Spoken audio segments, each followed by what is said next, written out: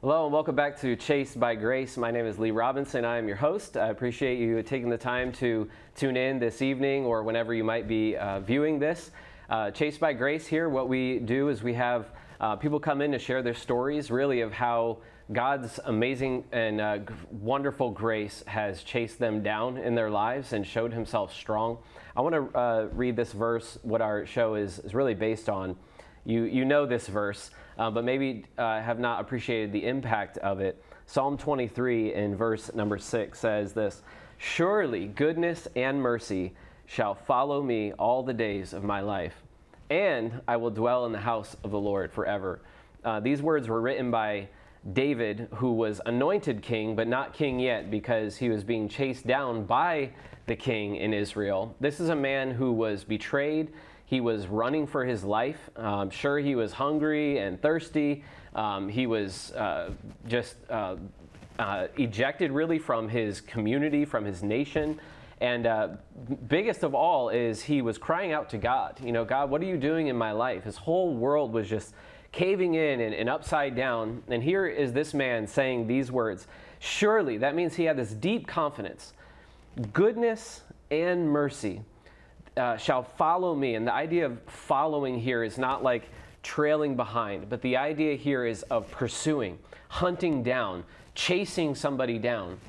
David had this confidence that no matter what was going on in his life, he knew who his God was, that he was a covenant-making, covenant-keeping God, a God that made promises to David, that David would be his son and that he would one day be king and that all things would be working for good in David's life. He had that confidence that it will happen. God is chasing me down. Right now I'm in a cave. I don't know how. I can't see it with my human eyes, but with my heart, with my spirit, I see God chasing me down, his goodness, his mercy. And not only that, but one day I will dwell in the house of the Lord forever as well. And so God is still at work in the world. Just because you become a believer in God or a follower of God doesn't mean that everything is going to be super easy. Jesus told us to count the cost. And so, but God is still making promises. He's still chasing after people. He's chasing after you. He's chasing after me.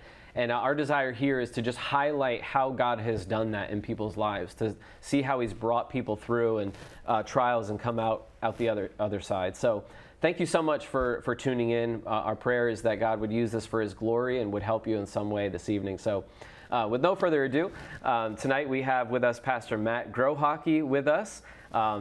Thank you for being here. Absolutely. Really appreciate Thanks it. for Looking having forward to getting into your story. Absolutely. Matt is the pastor of Revelation Church in Bozrah, Connecticut, and also you're married, right? And Yes. how many children do you have? 3 children, 2 Okay. biological, 1 adopted. Okay, and what's their names? What's your So wife's name? Matthew's my oldest, Tanner is my youngest biological, and then Sean is our son that we fostered first and then adopted. And your wife? Heidi. Heidi, yes. Yes. That's right.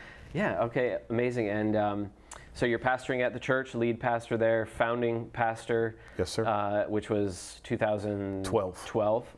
And still going strong there Yes. at the church. Yes. And there's some other organizations that you're part of as well. You want to share what those are? Yes. Yes. So we had the opportunity to purchase what was the Pleasant Valley building in Groton a few years ago. I think it was right around 2021. And with that, my wife decided to start a school, right? So Grace Valley Academy is there. We very much try to keep it separate though. So you got Revelation Churches there, the Grace Valley Academy is their own thing. But there's a lot of stuff that happens in that building as well. There's 2 other churches that meet in that building.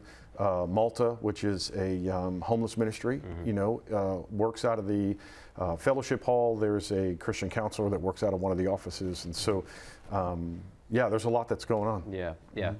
Yeah, so maybe later in the interview, if we have time, I highly doubt we will, but or maybe a later time we could talk about more about the church and the school and the other ministries that you're a part of. But, sure. But I want to hear what God's done in your life. So so let's jump into your story. So you're from this area, right? Yes. Yep. I was raised in Uncasville. Yeah. Okay. Yeah. I live in Oakdale, by the way. Okay. Yeah. So Okay. what was your childhood like as far as from a religious standpoint, did you grow up in a Christian home or? Nope, unchurched. Yeah. Okay. Yeah. Unchurched until the age of 29. Okay. So, was your parents or were they like, you grew up with your parents? Yes. Were they non-religious, totally non-religious? Just non-religious. My mother always spoke of her faith, but we never attended church. It wasn't something that we did. It was a little hard. I mean, there were 5 of us, and we were kind of unruly, I guess you could say, which is normal. But yeah, we never. It wasn't a church. I wasn't a part of a youth ministry. I didn't do anything, any church type stuff. I don't know any of the children's Bible songs. I didn't have any of that growing up. Right. Yeah. None of your friends were. I had a couple of church friends in school. Yeah. But I never, I got invited a couple times to youth, but I thought it was, that was a lame thing to do. I got better things to do. Right, you know, right. But yeah, no, I had no experience of it. Yeah. My upbringing is the same exact way, mostly raised here, so I understand. With you growing up, though, in that environment, that mindset, do you remember having any thoughts about God? Or, Sure. What was there any specific instances, or what was your general mindset about God? Yeah, so I always struggled with there had to be something. I don't know if I just am a logical thinker or what, but it's this doesn't make sense. How can this all operate like it does and there not be something behind it? It never made sense to me.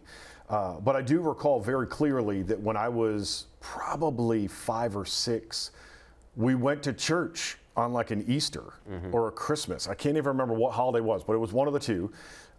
And I didn't understand anything that had happened. I couldn't tell you anything about the service outside of the fact that I wanted to go back. But we never did. And I remember for a couple of Christmases and Easters asking, and then sometimes it was just tough around the holidays and stuff, but we never went back. But I remember there was something clicked, and I never realized what it was until after I got saved. And then I realized, man, the Lord's been chasing me the entire time. Wow, yeah. Yeah, I mean, being inquisitive, maybe there was something that was said where you're like, maybe this is, internally, Sure. This is what I'm, Sure. It might even have had something to do with the fact that, he was plastered all over the place, and the church that we were in had him on the cross, and so there was a lot of pieces to it that I didn't have answers to. Well, in the world that you were growing up in, there wasn't, much anywhere. If you're in public school, you're in a home where there's no Christianity, you're not encountering any of this. Correct. And now you're in a building where it's all over the place. Yeah, interesting.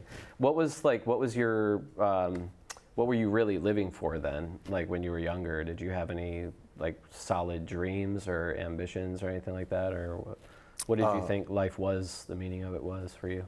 At the end of the day, as silly as it sounds, I just wanted to be outside. And I always knew I wanted to be a cop. Okay.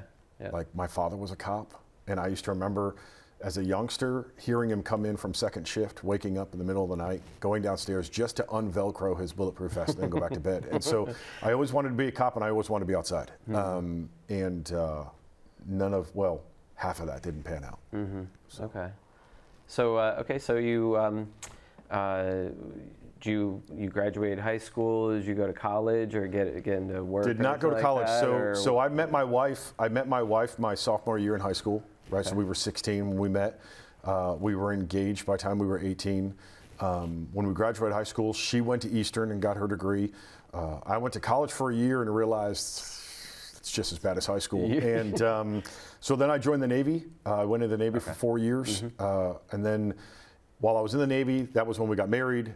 We had my first son. So 6 weeks after I got married, I left on my first 6-month deployment. 4 weeks after my first son was born, I left on my second 6-month deployment. And so when I came home to a 7-month-old, I was like, yeah, this isn't for me. And so I got out and then moved back, because at that point my wife was living in Danielson because it was a closer commute to Eastern. And so when I got out, we bought a house in Danielson, and then from there we moved to Florida. And okay. for what? For work or something? No, my sister, her husband got a job in Florida, and so when she left, my parents left, and my parents left, my brother left, and when my brother left, I was like, hey, if we're going to go, let's go. And so we just left, and it was myself, Heidi, Matthew, and Tanner. I said, the kids are young, let's just do it. So we just packed up and left. Okay. Had no reason to go except that family left. Sure. Well, that's a big reason. Yeah. And then we got down there, and we were trying to make ends meet, because we went down there without jobs. We bought a house sight unseen in my parents' neighborhood, like it was across the street. So it was like an episode of Everybody Loves Raymond. And that was great. That aspect was great. But then finding work and all of that kind of stuff, it was different because Florida is a right-to-work state, right? And so there's a lot of competition there. But anyway, we made it work, and then eventually we met friends, and those friends invited us to church, and that's. Okay, so we'll get into that in just a second. But your time in the Navy and all this time leading up to Florida, was there anything as far as spiritually that happened in your life that, looking back now is just in the world and of the world? At that point in time, I had been in the world and of the world for so long, there was nothing else. There was nothing else. Okay, so then there's a day where you are invited to church. Yes. Why did you go? I was forced. I mean, I was married, right? Court ordered? Okay. My wife, so we had been married for 9 years. We had 2 kids. My wife, it was a friend of my wife's, right? That whole scenario, when we met them, Heidi met Deborah, and I was like, that's fine, you can have her as a friend, but don't make me like her husband. And then it was like, no, you gotta come over, and you two have to be friends, like, because they're friends, we have to be friends. And I only really liked 5 people in my life at that time anyway. I didn't need any more friends. And so really I only began liking him through disliking him. And then we just started hanging out more. And that was when the invite came. And when the invite came, Heidi's like, we got to go. And I'm like, no, I'm not going. And so we fought that for a month or so where I made up every excuse. Why didn't you want to go? I mean, you seemed like you were not necessarily antagonistic. I mean, you talked about how you were sort of inquisitive and you had that experience when you were young. But my posture was that nobody was going to tell me what to do. Okay, yeah. And I also was going to, my biggest argument was I wasn't going to force my children to believe something that they didn't want to believe, right? Yeah. And so my mom is the one who really screwed it up, because we went over her house one night and Heidi and I were arguing on the back porch about this. And she comes out and she's like, what are you arguing about? And so we told her. And she goes, well, Matthew, she's the only one who calls me Matthew, right? She goes, well, Matthew, you do understand as a parent, it's your job to like introduce your children to things. And I was like, okay, fine, take her side. That's fine, right? And so we started going to church, right? But it was awful. It was awful. The first impression was awful. Nobody greeted us in the foyer. Like there was no conversation with us in the like it was bad. It was bad. The children's ministry was upstairs and down the hallway, and it had like flickering fluorescent lights, and all I could think about was like horror movies. It was just awful. And until finally we got to a point where I'm like, I'm not going back. I'm not going back. And then Deborah was in agreement with us, like we weren't going back there. And then Deborah had a friend that said, hey, you need to come check out this church. And it was in a YMCA. It was a brand new different church. Friend. The same friend. Deborah's the same friend, right? But a different friend. So Deborah's other friend said, you need to come check out this church. So she calls Heidi, and Heidi's like, we got to go. We're going to go check it out. And it's a brand new church plant. And so I said to my wife, and this is where I learned, you don't ever say never when it comes to the Lord, right? Because I told her, I said, if this isn't everything that I would expect a church to be for me, I'm never going back. Okay. So we drive up into this YMCA parking lot. There's people in the parking lot waving at us and showing us where to park, right? We get out of the car, we walk up to the building. There's people who greet us, greet our children. Like, you've got kids, come with us, let me show you where and they took us down. There was a racquetball courtroom that was transformed into a children's space. There was a workout room that was transformed into a children's space. I mean, it was just amazing what they had done. And it was just, the environment was unbelievable. It was absolutely unbelievable. And So we checked our kids in, and they took us down, and they had like a hospitality room. They had donuts and coffee, which was a racquetball court. And then they showed us the sanctuary, which was really just the gymnasium, just absolutely transformed. Mm-hmm. And they had pipe and drape up, and the pulpit was there, and everything was set up, chairs and everything. You just wouldn't have known. And so we sat in the very back row, the seat closest to the door, because I'm like, if anything shady is going on, I'm out. Yeah. I'm out. Mm-hmm. And then the worship leader got up there and started singing. He was just a 17-year-old kid from Missouri who was homeschooled by his parents, and the pastor had a relationship somehow and got him to come to Florida. But the second the dude opened his mouth, it was like my heart broke. Whoa. And that's like not happened to me in my life. I mean, to tell you the heart condition that I had at the time. Since then, too? Or well, no. Up until then. Okay, wow. Because just a couple years prior to that, my sister had lost her first child. She was a stillborn, right? And I was one of the only ones who saw her. And I never shed a tear at her funeral. That just to tell you the condition of my heart. It was solid as a rock. And I'm sitting here listening to this dude, and it's breaking. And I didn't know what the heck was going on. I had no idea, because it just felt like pieces of me were getting ripped from the inside out. And then the pastor gets up and he starts preaching, and it's like he has a camera in my living room. Like I'm talking to my wife, I'm like, babe, did you talk to him before service? And so anyway, it was an amazing experience. One where we left and we were talking about what had happened and how it went, and even signed up for a serve team that weekend. Like the pastor got up after the service and was like, hey, we need help. And I saw setup and tear down, and I'm like, well, I like to use my hands, like it's surely not going to be a lot of people there, so this is going to be, and I signed up for a serve team that weekend, and like that was the weekend that changed everything. I mean, that wasn't the weekend I got saved, but that was the weekend where everything shifted for us. We've not missed a weekend of church since that weekend 20 plus years ago.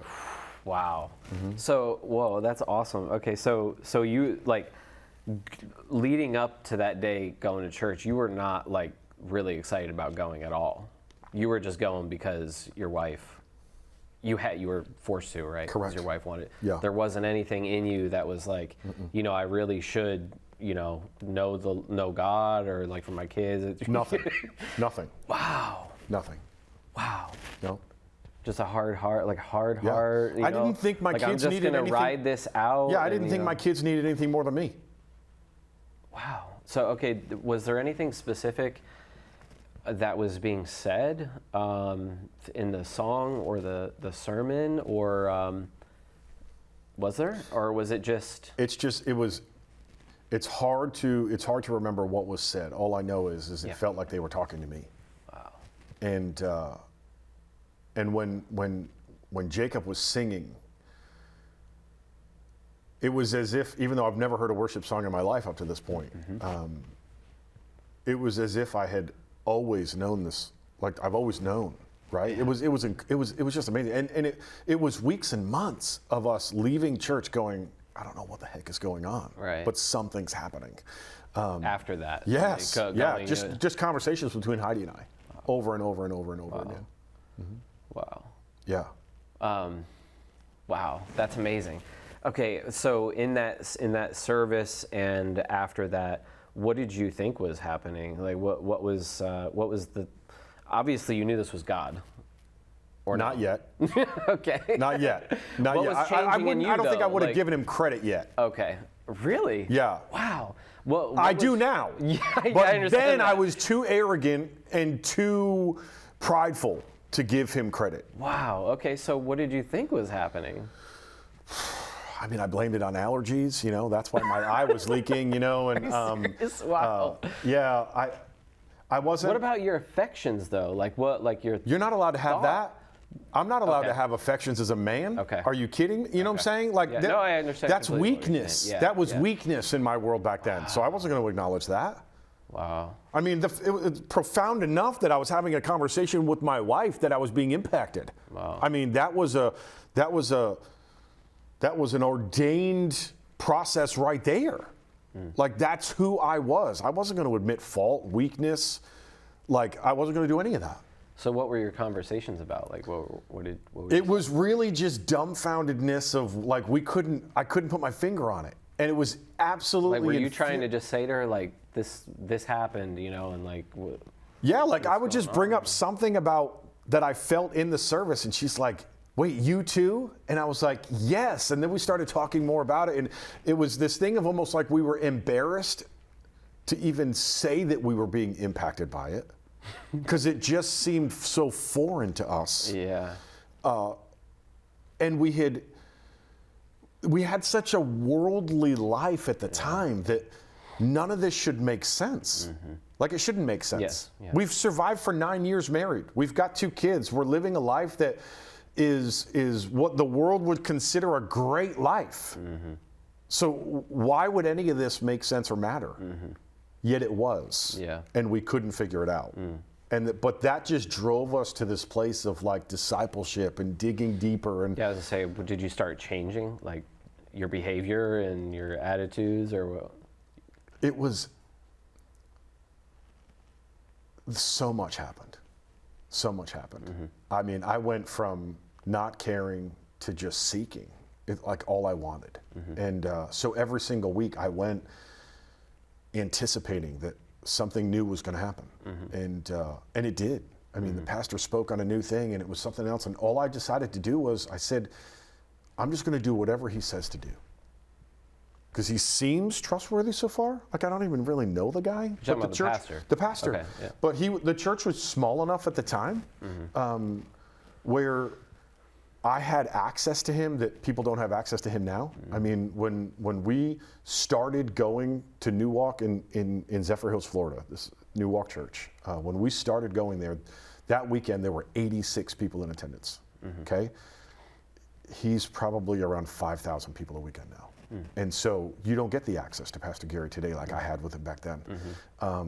But just conversations. I remember calling him on my lunch break because he preached on the Holy Spirit, and I'm like, "Who's that? Like, tell me more about this." Yeah, Like, the Spirit? What? Yeah. Please explain. Yeah. You're just a sponge. Just a sponge. Just a sponge. Yeah. So how else were you? Okay, so you were just like, tell me if I'm wrong or whatever, but you're just like all of a sudden now, like God is true. Were you thinking that yet? Sure. I mean, as time went on. Yes. He became more real, but man, I still wasn't ready to surrender yet. Wow. You're just kind of like There taking was this too, in there was as too it's much coming, to give up. like There's too much to give up, in my opinion. pride, you mean? All of it, because my identity was mine, and to give that up, I worked hard for that. 29 years made me, like the decisions I made, the stuff I did, to do, not to do, all of it. They were all mine, and to like throw that away, heck no. So so talk about the process from when you first had this encounter with God to where he broke down those barriers and to where you got to the point where you were like, okay, I'm a Christian. Like Yes. I've realized that like I got saved, and like God gave us his word. Yes. He's the one in charge. Like Yes. my identity is built around Yes. him now. And okay, so talk about that process. Yeah. So it was a horrible, prideful journey for me, because I was watching these people go forward during an altar call, and I'm like, man, it'll be a cold day. You catch me up there. Like, I'm not going up there. No way I'm going up there, right? And so there was like this battle of pride this whole entire time. Like, you're not going to get me to go up there. There ain't no way. Although I'm watching people respond, and it's having an impact on my heart, right? And I'm just like, yeah, go get me up there. And so my conversion was not one at an altar. I was in the back of the 10-acre property that we owned at the time. And I went into the backyard and I had a conversation with the Lord. And I surrendered in the only way I knew how. And then just started doing the things that people told me to do. So I didn't have this bottom of the barrel, real dramatic thing. It was just, it's all yours starting today. Let's do this. I mean, it was a little bit more arrogant than that. What I really said to the Lord was, if I'm coming, you're going to get me. You're going to get all of me, and I hope you're ready for that. That was my conversation with the Lord, right? Like, I probably should have been struck by lightning, and it should have ended there. But what I now know is he laughed at me in heaven and said, "You have no idea what you're getting yourself into." So I've learned that now. But then it was very arrogant, and I'm like, if I'm coming, I'm coming. You're getting all of me, right. And that's what I did. At that point, it was just 100%. It's yours. My answer is always yes. Wow. And that's the way it's been up until this day. Okay, so how long was it from when you first went to that event? Yeah, it was about 4 months. Okay, that's not long. It's not long. That's not long. So was there a marked difference?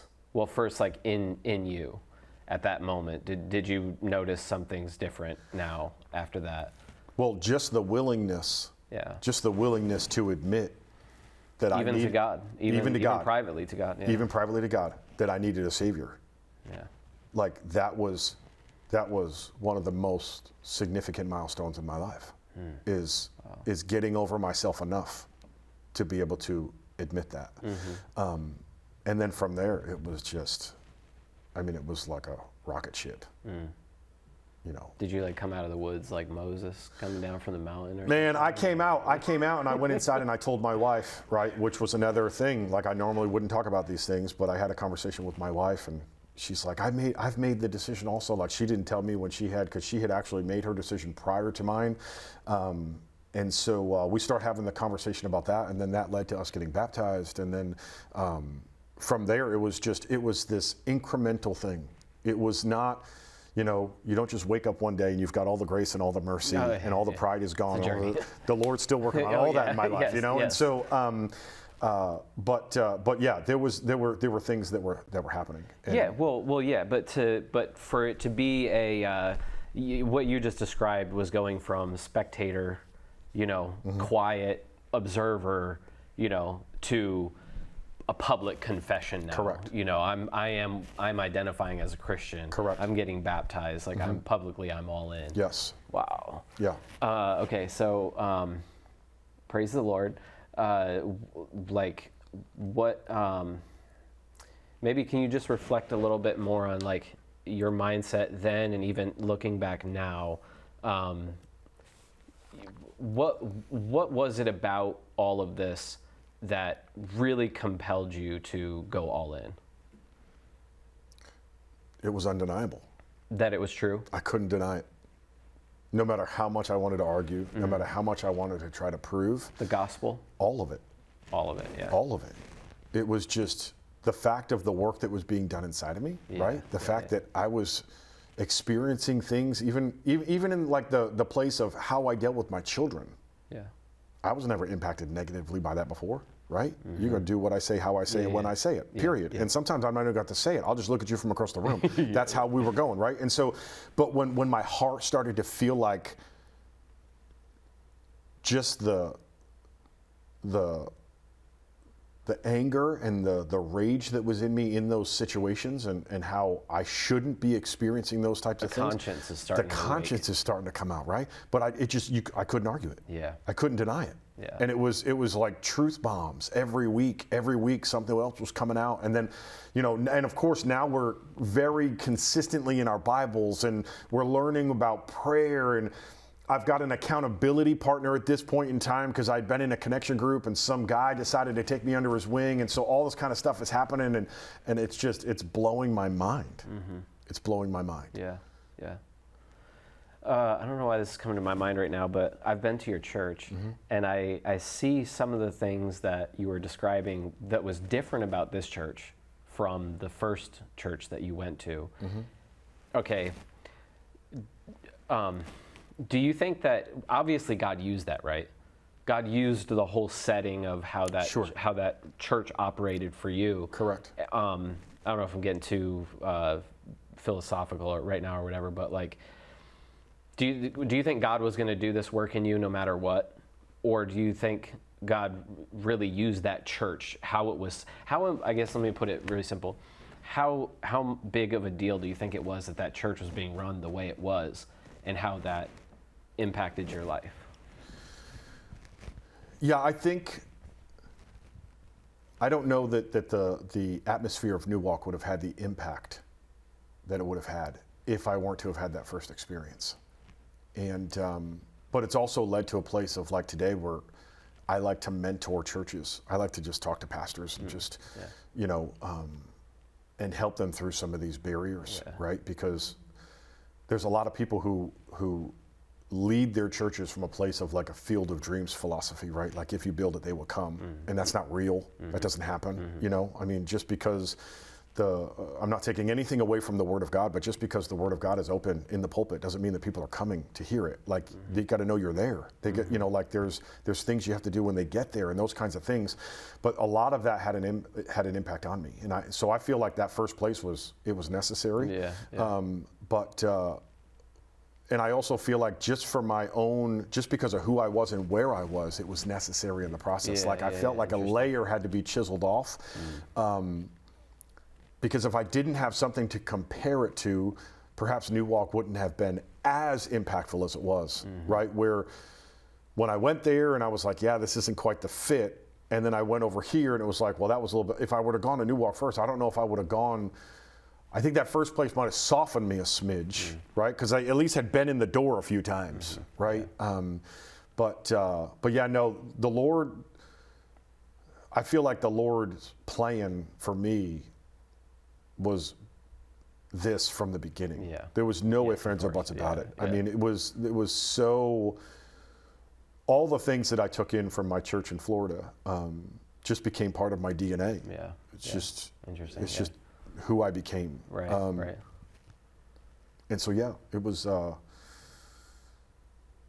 that was one of our decisions. I mean, we had come back here a few times on vacation from Florida after we had gotten saved. And I'm not, I don't speak ill to any church that's preaching the gospel, right? But we just struggled feeling like there was a place here like we had there. Yeah, there was something missing. And that's what started to stir in my heart.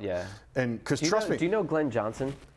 No. By any chance? He's a part of Merciful Redemption Church. Okay. Great guy. He was on the show with me. I interviewed him, but we were talking about knowing God's will and what your purpose is. And he said something so profound. He said the world people usually think that you find out what you're good at, you know, and what you love doing. He said that's how you know what your purpose is. And he said, I think it's the opposite. He said, find out what you hate.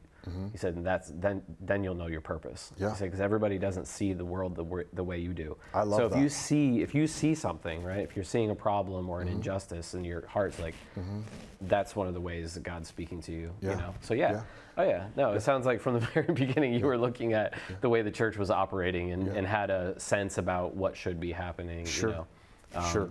Okay, so... and I'm proof for what he just said. Because I don't want to be here. Right.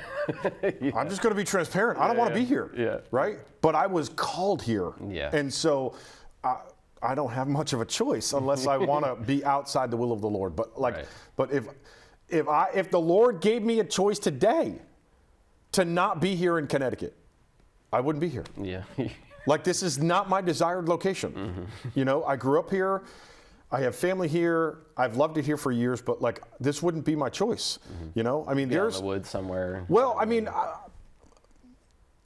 I never thought the Lord would call me away from like my church family, right? Because I mean, the family that I had when I left Florida, like that spiritual family I had was massive to us. I mean, massive to us, and to move 1,200 miles away, I mean, that was crazy to me. But I didn't have a choice. Like the Lord said, go. And I told him in the beginning that my answer would always be yes. And so here we are. Awesome. Okay, so so you're in Florida, you're in this church, like you surrendered to the Lord. What happened in your life after that, the months or year, whatever after that? There's a lot that happened in that year, Lee. There's a lot that happened. What's the highlight? I mean, you had, go ahead. So the highlight is that I was actually attending staff meetings because I was the setup and tear down coordinator, right? And so being the setup and tear down coordinator, I needed to know what was going on midweek for the weekend, so I knew how to set the sanctuary up and all that kind of stuff. And so in staff meetings, Pastor Gary starts talking about how he's going to need to start looking for a full-time youth person. And the first time he said it, it hit, and I don't know why, but it hit. And so that led to me navigating that in prayer and really landing in this place of where I was just experiencing this tension from the Lord, and I didn't quite know what it was, but I knew he was going to have me lead a church one day. But the intent was to start in youth. And I don't know, remember, never been to youth ministry, don't know anything about youth ministry, really don't even like teenagers, they stink, they're they're disobedient, I didn't want anything to do with them, right? So here I am, a 29-year-old man, just got saved, in this staff meeting, hearing this thing, not knowing what to do with this information. So I go to my accountability partner, right? And he's like, hey, it sounds like you're being called. And I'm like, what? I didn't know what called meant. I'm talking about, this is my youth. This is the youth of my walk. Right? I didn't know what called was. So he had to explain to me what called was. I'm thinking the phone's going to ring. And so he tells me I got to go talk to my pastor. So I went, and the very first night he flew somebody in to interview them and have like an on-the-job type thing with the teenagers. I sit down with him in the back conference room of the YMCA, and I was just like, this is what's happening to me, and I don't know what to do with it. And so he laughed at me from across the table, and I was like, "Why are you laughing? Why? I'm Why? in turmoil here. Yes, trying exactly. trying to figure out what I'm being called Man, for. somebody finally understands. I've been like, for years, I'm like, the dude just laughed at me. It was awful, right? I would have done the same thing. And so he's like, yeah, I always knew there was something, and I just couldn't put my finger on it. And he goes, you just need to start coming to youth. So I started going to youth, and I just started attending. This is the first time, 29, attending a youth ministry. Never been to youth. So start going to youth, start hanging out, and I just have a goofy personality, right? And so I clicked with the kids, and I'd been there for a couple of months. He flies in, the first guy laid an egg. He flew in another guy. That guy did just as bad as the first guy. And then there was one weekend where Gary came up to me as we were doing teardown at the end of a Sunday, and he's like, hey, I just want you to know next weekend you're preaching for youth. And then he turned around and walked away. I was like, what? I've not preached anything at all. Like I've not taken public speaking courses in school. Like I don't, this isn't my wheelhouse, I mean, I don't mind being the center of attention, but I don't want to have to speak, right?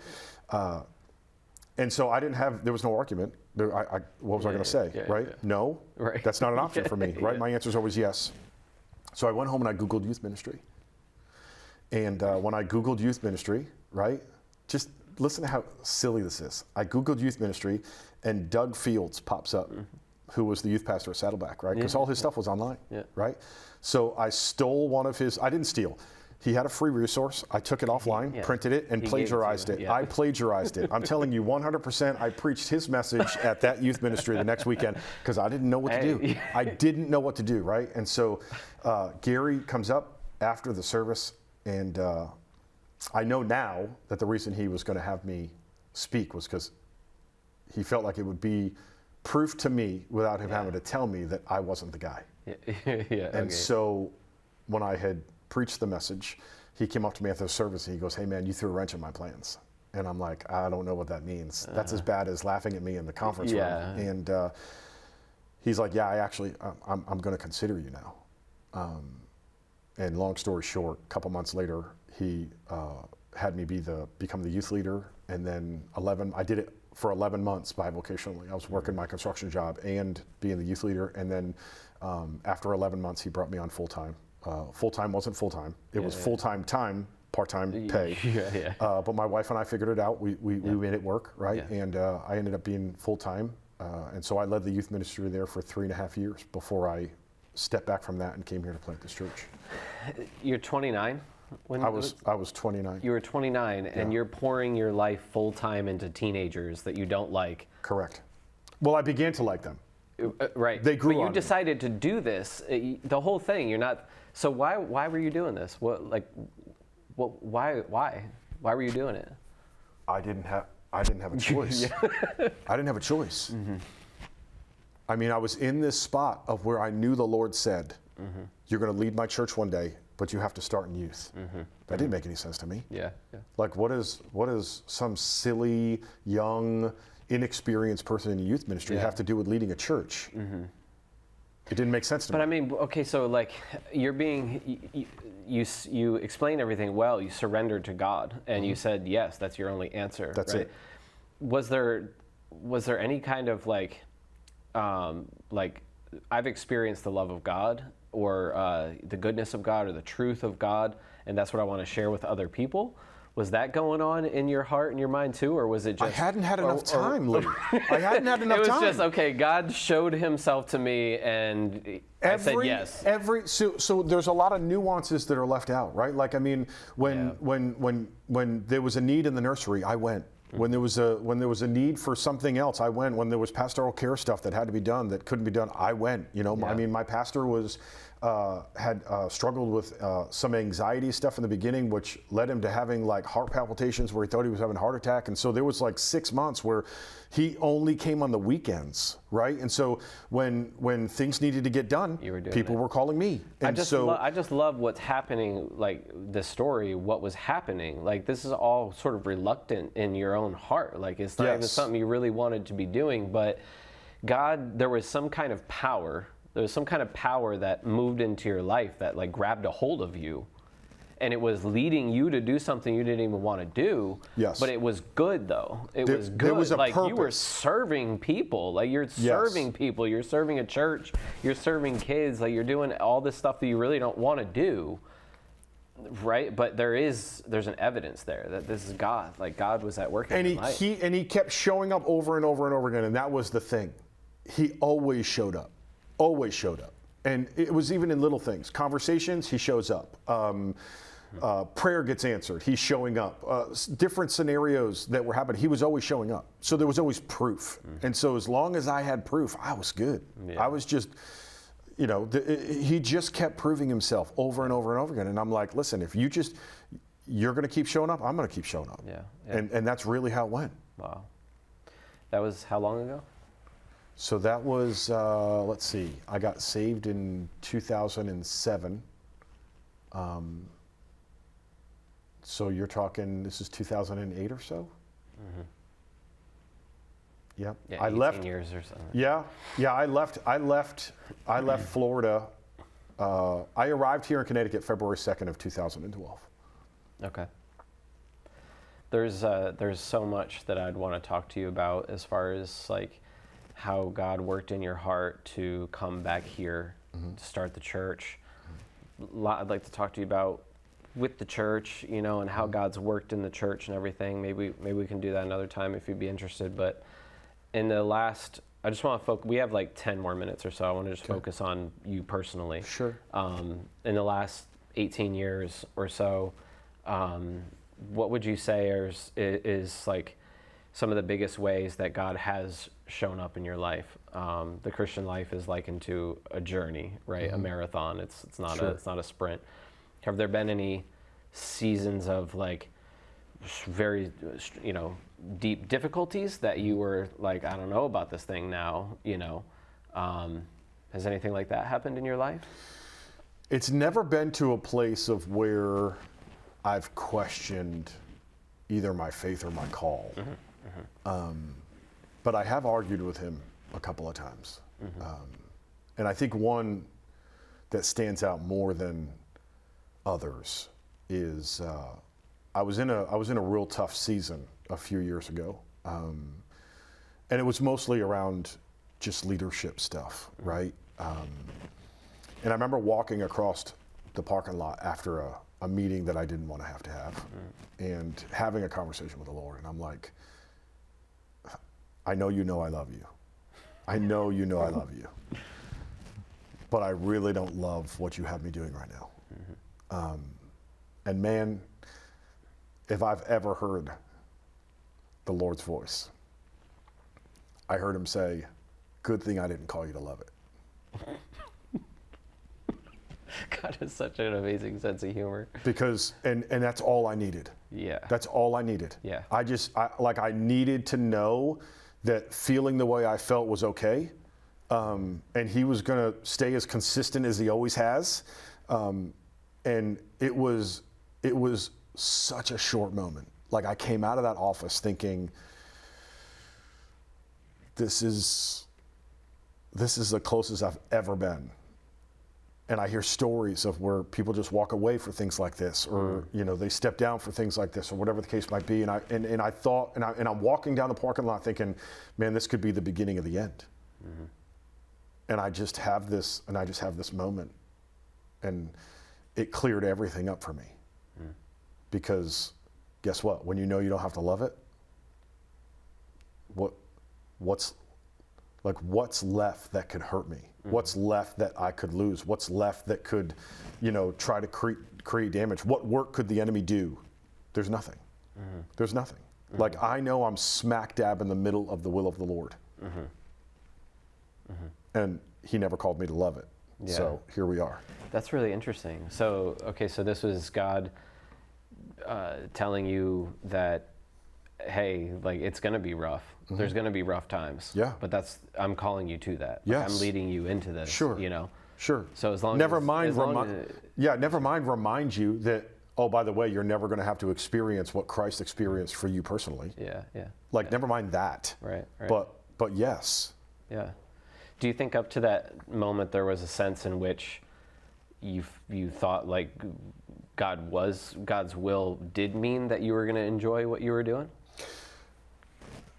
That probably was more me than it was the Lord. Mm-hmm. Like, because there's a lot to the fact of the entrepreneurial side of leading a church, where everybody wants to talk about the fluffy spiritual stuff, but nobody wants to talk about the business side of it. Mm-hmm. And so there's that aspect, there's that tension in there.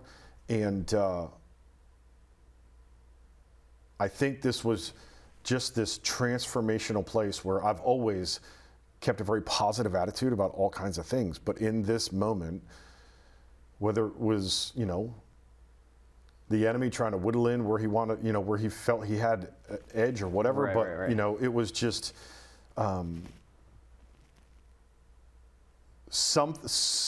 for some reason I was being knocked off of that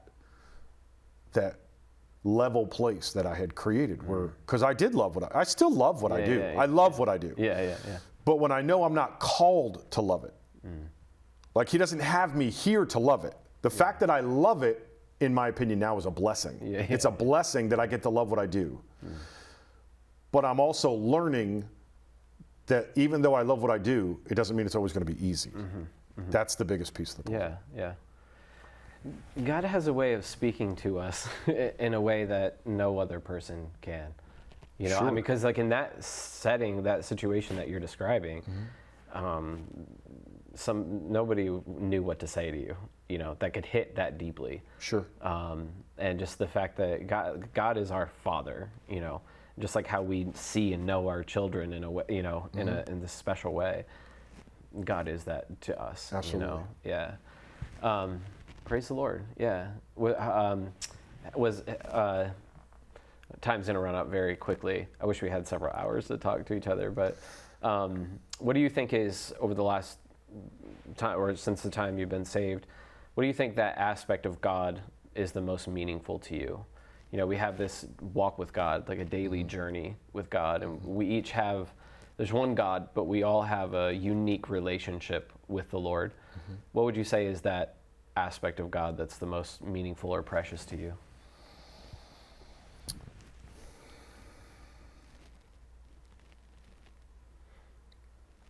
I really believe that it's his perfection. And I say that because there's a lot of things in my life that I even try to articulate to others, and it's hard to get across sometimes, but he knows better than you know. And I think there's a barrier that a lot of us face in our lives as Christians, because a lot of times people will elevate me because of my title, and they shouldn't, because the opportunity to be able to do what God has called and created you for is right there. I just happen to be someone who said my answer is always going to be yes. And if that meant he was going to take me to a country somewhere else in the world, if it meant that, I was going to become some business person who was going to carry Christ into the world, like whatever it was, it didn't matter. It didn't matter. It just ended up in a pulpit. Like I don't I don't even, I can say honestly, it wasn't even my choice. That's not what I was looking for. It's just where he brought me. And, but in that, I think that's where a lot of people go wrong. They view themselves higher than they should. And I think if we constantly are balancing ourselves against who God says we should be versus who we actually are, and we're transparent and honest with ourselves, there would be a whole lot more transformative work that would be happening in our lives, which would end up leading to a place of obedience and faithfulness. Because man, I'm a firm believer God's waiting on us. We're not waiting on him. He's waiting on us. So would it be fair to say, when you say God's perfection, that you're seeing God for who he is? The more clearly we see him for who he is, the more we see how perfect, strong, wise, powerful, and then it reflects on us, and it puts us in our rightful place, which is servants of God. Correct. Yeah. Yes. I mean, what else is there? Yeah. You know? Yeah. I mean, it's either we're finding that niche that the Lord has called and created us to, or we're just warming a chair. I've never been a chair warmer. You know, I've set up a lot of chairs. I've torn down a lot of chairs, but I've never been a chair warmer. And so, you know, at the end of the day, I think there's a lot of work for all of us to do, and there's still work for me. I mean, Of course. Yeah. pride, it's still in there. You know, anger, still in there. You know, I mean, I was trying to navigate my son's Xbox the other day, and it was infuriating. And it was so. I mean, there's just. I find this cycle as a merry-go-round, and I think if people understood it better, it would have more impact. But all these little areas in our lives where we think we've arrived, right? Okay, so maybe I've captured my tongue, right? So I don't use foul language anymore, right? But it doesn't mean that I can't still cut somebody with my tongue without using foul language, right? And so it's a merry-go-round. Like that horse is coming back around. Just because I don't cuss anymore doesn't mean he's not going to come and tame my tongue some more. And it goes with anger, and it goes with pride, and it goes with all of those things. And so that's that place where I'm talking about, where it's this constant thing of just serving the Lord and just where's my spot? Where's my spot? He's sculpting, right? Yes. And it's like and chiseling and honing and all of it. It's a life. It's going to keep going. Yeah. We have 1 minute left. 1 minute. If this was your last opportunity to say something to the world in 1 minute, what would you say? I would say to all believers, find your spot. Find the thing that God would have for you. And it's not warming a church chair. And for those who don't have faith in the Lord, I would say the struggle that you're struggling with isn't worth it. And so just surrender. And you don't even have to figure it out. Like, you don't have to know. Like, he'll show you how, when, where, why. Trust me. Just surrender. Awesome. Pastor Matt Grohocki, God bless you. Lee, thank you so much for being with us. Thank you so much. Thank you for tuning in. We'll see you next time. Chased by Grace. God bless you all.